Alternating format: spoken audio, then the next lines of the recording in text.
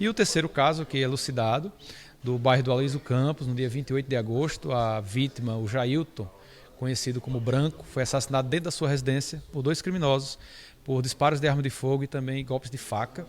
Ele que era ex-presidiário, a motivação teria sido disputa por tráfico de drogas.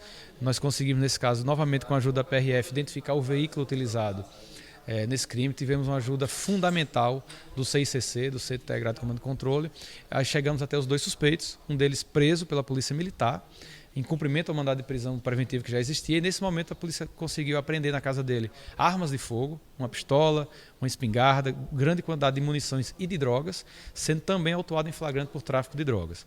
O segundo suspeito desse caso, do homicídio do Aloysio Campos, do Jailton, ele se encontra foragido, mas o crime também está fechado, elucidado, com dois executores identificados e o partícipe, aquele que forneceu a motocicleta, indiciado pelo homicídio.